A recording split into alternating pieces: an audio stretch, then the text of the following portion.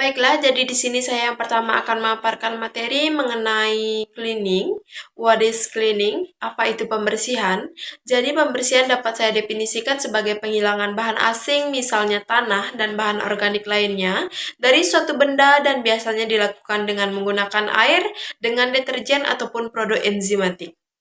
Nah, apa sih manfaat yang kita dapatkan dari melakukan pembersihan ini?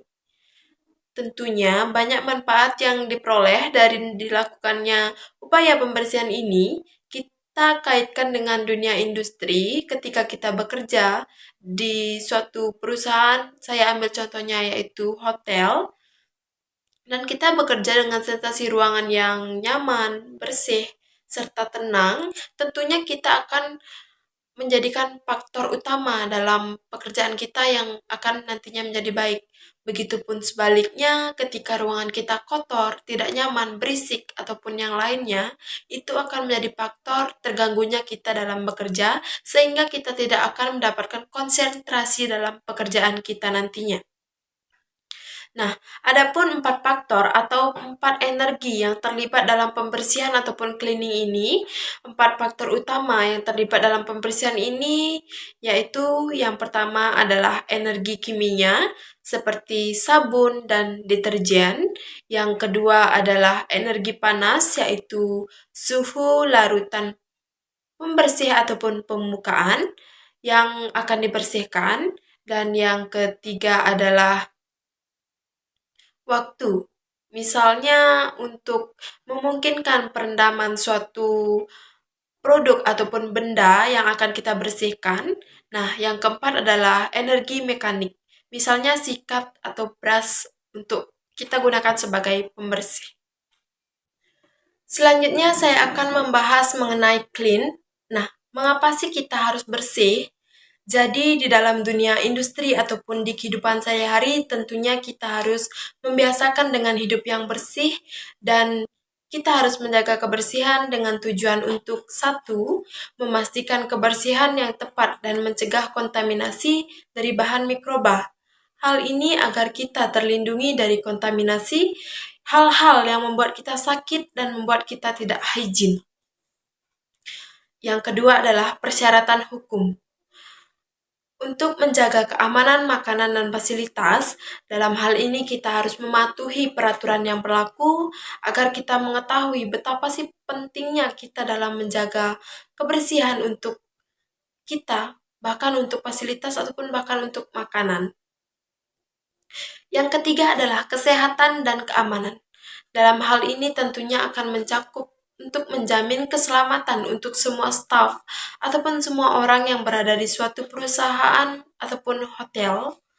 Yang keempat adalah melindungi permukaan dan peralatan dapur yang ada.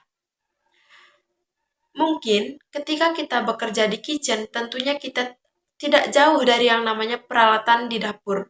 Sehingga kita harus menjaga kebersihan, keamanan dari peralatan tersebut. Yang kelima adalah semangat staff. Nah, hal ini sangat penting karena ketika kita bekerja di tempat yang bersih akan menjadikan salah satu faktor semangat untuk para staf dalam bekerja. Yang keenam adalah citra ataupun merek. Suatu perusahaan dikatakan baik itu tidak hanya dari kualitas ataupun fasilitasnya.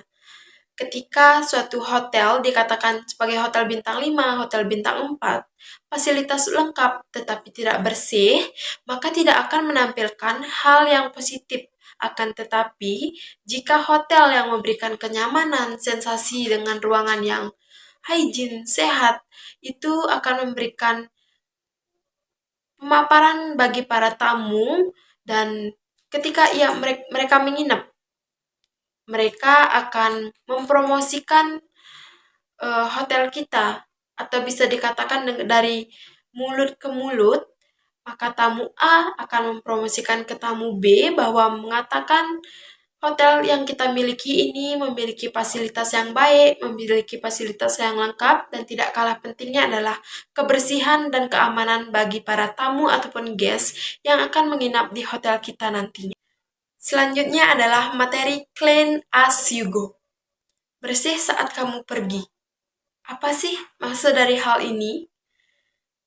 Nah, hal ini sangat menarik bagi saya. Saya ambil contoh misalnya, kita bekerja sebagai staff kitchen, bekerja di hotel yaitu sebagai kitchen yang bertugas memasak, tentunya ada bahan-bahan yang jatuh, misalnya bumbu-bumbu, rempah-rempah, remahan, sayuran, ataupun daging yang akan menjadi sampah di bagian kitchen, ataupun bahkan diri kita sendiri pun bisa terkena kotoran tersebut, baik apron ataupun baju kita, sehingga ketika kita selesai memasak, kita harus membersihkan diri kita sendiri, membersihkan hal yang ada yang tidak dipakai lagi di dalam kitchen.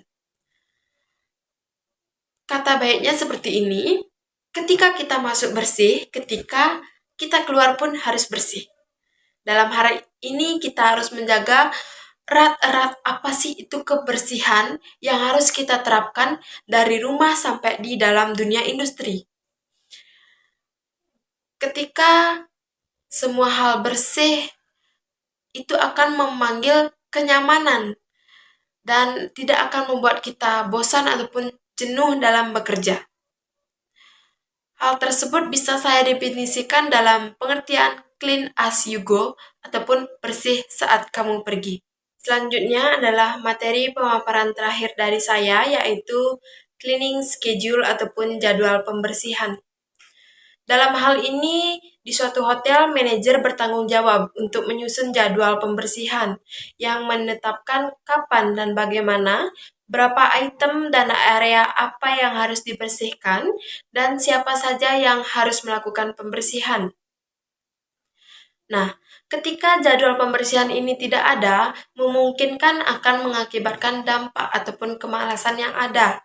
Karena jika beberapa staf saja yang bekerja dan yang lainnya tidak, maka ini akan menimbulkan kecemburuan antar sesama staf dan mengakibatkan dampak yang tidak baik. Sehingga betapa pentingnya dalam mengatur jadwal untuk pembersihan ini sesuai dengan jabatannya masing-masing, sehingga dalam bekerja, staf satu sama lain akan merasa dia memiliki tugas, dan tugas itu harus dipenuhi agar tidak ada yang namanya sanksi ataupun hal yang lainnya kepada para staf dan karyawan yang berada di suatu hotel. Saya akan melanjutkan presentasi dari teman saya mengenai hygiene dan sanitasi. Sanitizer merupakan bahan kimia yang digunakan untuk mengurangi mikroba dan bakteri ke tingkat yang aman. Nah, proses mengurangi mikroba dan patogen ke tingkat yang rendah dan aman, itulah yang disebut dengan sanitasi. Tentunya, sangat penting untuk menjaga tempat kerja kita agar tetap bersih dan tersanitasi dengan baik. Nah, apa saja yang harus dibersihkan dan apa saja yang harus disanitasi? Yang harus dibersihkan tentunya semua hal yang ada di sekitar kita, mulai dari peralatan kerja, lantai, dan lain sebagainya. Dan yang harus disanitasi adalah tempat-tempat yang rawan terkontaminasi oleh bakteri, contoh bakteri area, titik-titik tempat yang sering disentuh oleh banyak orang, bahkan buah dan sayuran juga perlu disanitasi. Selanjutnya adalah hygiene. Hygiene merupakan sebuah upaya yang dilakukan untuk menjaga dan memelihara kesehatan maupun kebersihan pada diri. Hygiene dalam diri sendiri meliputi sikat gigi setidaknya 2 kali sehari, mandi setiap hari, menggunakan deodoran, bercukur setiap hari, mencuci rambut secara teratur, dan mencuci tangan secara teratur. Personal hygiene ini sangat penting karena sangat penting bagi kita untuk menjaga diri agar tetap sehat dan mengurangi resiko terserang penyakit. Dan bagi seorang pekerja, kebersihan dan kesehatan diri juga dapat meningkatkan produktivitas kerja mereka. Di dalam industri perhotelan, ada beberapa standar personal hygiene, yaitu mandi dan keramas setiap hari, menjaga rambut tetap bersih dan rapi, kuku yang tidak boleh panjang dan tetap bersih, menggunakan seragam standar yang bersih dan rapi, menggunakan APD sesuai dengan SOP pada area tertentu, menjaga area kerja tetap bersih dan rapi, mengkonsumsi makanan sehat dan minuman sehat, melakukan pemeriksaan kesehatan secara rutin, istirahat yang cukup, dan mengkonfirmasi bila kita sakit seperti demam dan batuk dan lain sebagainya, mencuci tangan sebelum dan sesudah bekerja, dan mengikuti SOP yang berlaku mengenai hygiene seperti prosedur mencuci tangan yang baik dan benar. kita perlu mencuci tangan dengan teratur, terutama ketika setelah menggunakan toilet, setelah menutup mulut ketika batuk, dan menutup hidung ketika sneezing, setelah makan, minum, dan merokok, setelah memegang sesuatu yang kosong, setelah memegang daging mentah, setelah membuang sampah, dan lain-lain sebagainya. Baik, terima kasih atas waktunya. Perkenalkan, nama saya Nikada Ayulia Sarasati. Di sini saya akan melanjutkan presentasi dari teman saya. Di sini saya akan menjelaskan tentang kebersihan dan kesehatan, standar kebersihan pribadi. Yang pertama yaitu menginformasikan bila sakit. Contohnya seperti sakit perut, demam, dan batuk dan lain-lain. Lalu mencuci tangan sebelum dan sesudah bekerja, dan minimalkan penggunaan listrik dan air. Lalu selalu mengganti lampu atau mesin bila tidak beroperasi. Kemudian beritahu kepada manajemen bila terjadi hal-hal yang aneh, dan mengikuti SOP atau standar operasional prosedur.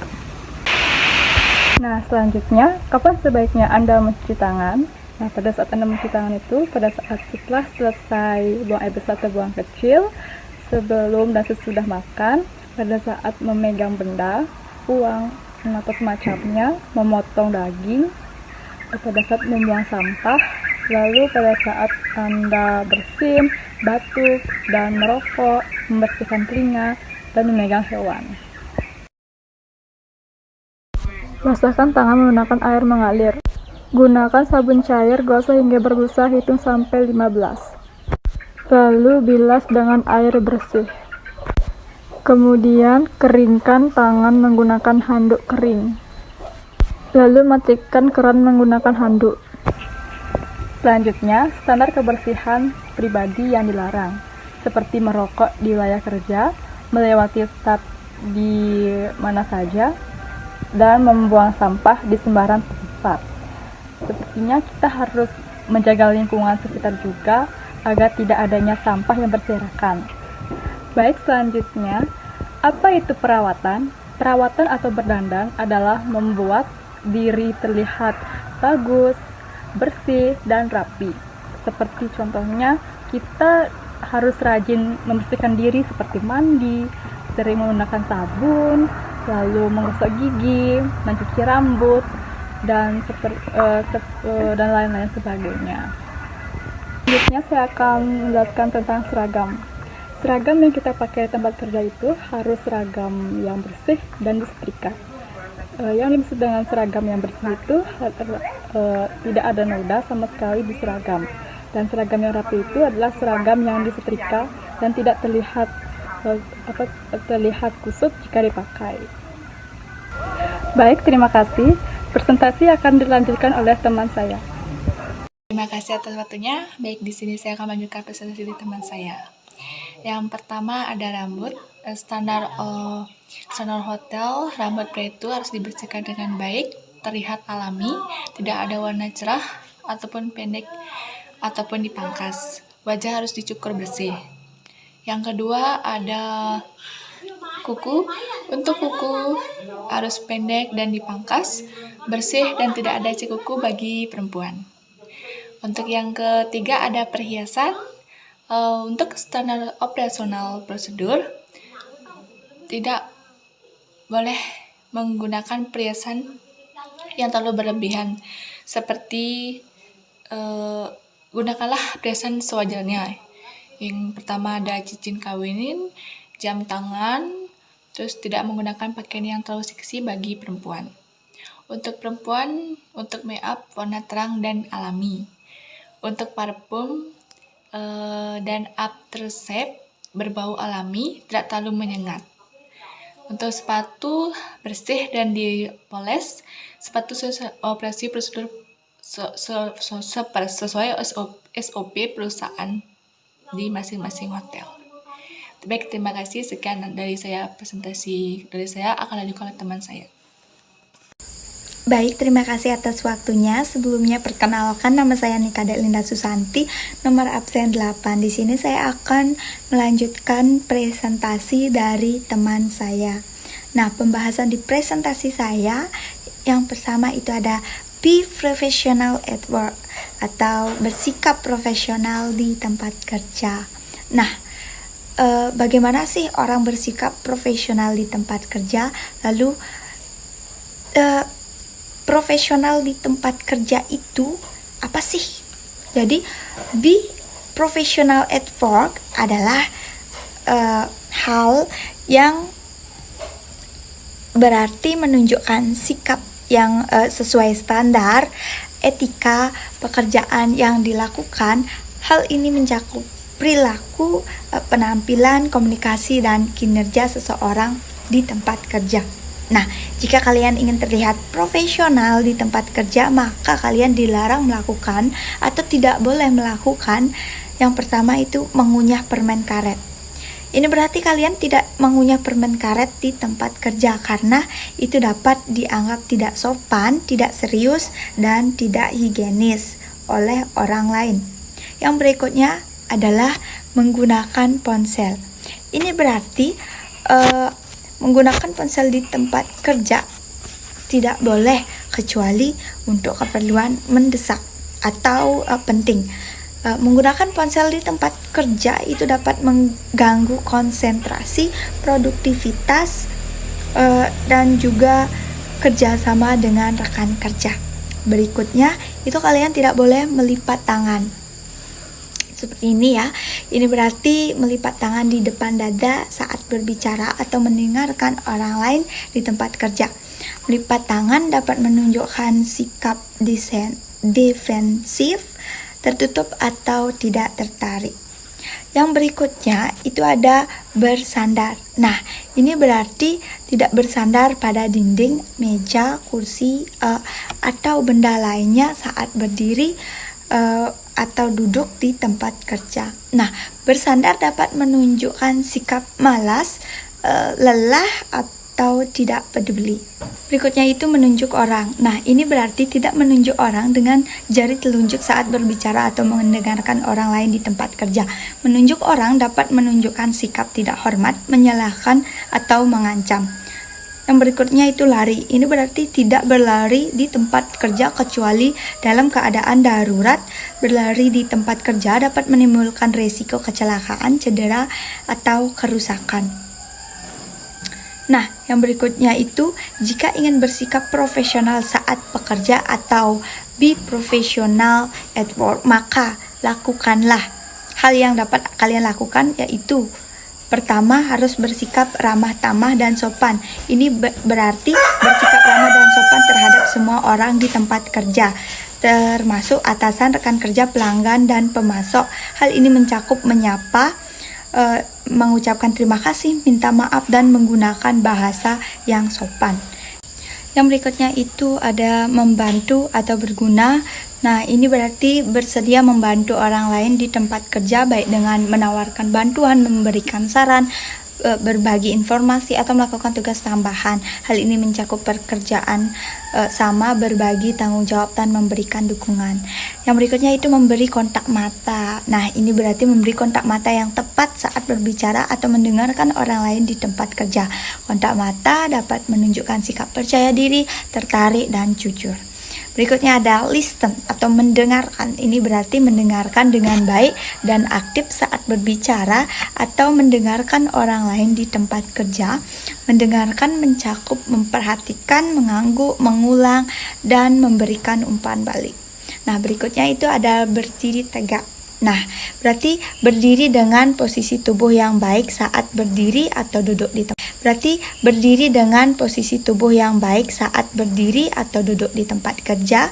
Berdiri tegak dapat menunjukkan sikap profesional, percaya diri, dan siap. Berikutnya ada selalu tersenyum. Nah, siapa nih yang nggak terbiasa tersenyum? Harus dibiasain. Jika ingin terlihat profesional, kalian harus selalu tersenyum. Nah, ini berarti tersenyum saat berbicara atau mendengarkan orang lain di tempat kerja. Senyum dapat menunjukkan sikap positif, ramah, dan bahagia. Baik, berikutnya saya akan membahas apa itu the safe food handler atau penanganan makanan yang aman. Nah, penanganan makanan yang aman ini berarti cara-cara untuk mencegah kontaminasi makanan oleh penanganan makanan yang dapat menyebabkan penyakit bawaan makanan atau keracunan makanan.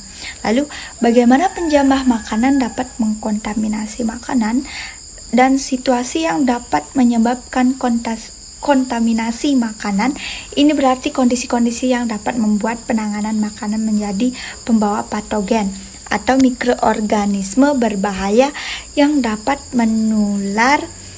Situasi yang dapat menyebabkan kontaminasi makanan adalah situasi yang memungkinkan bahan atau organisme berbahaya masuk ke dalam makanan, baik secara langsung maupun tidak langsung. Beberapa contoh situasi yang menyebabkan kontaminasi makanan adalah yang pertama itu menderita penyakit bawaan makanan.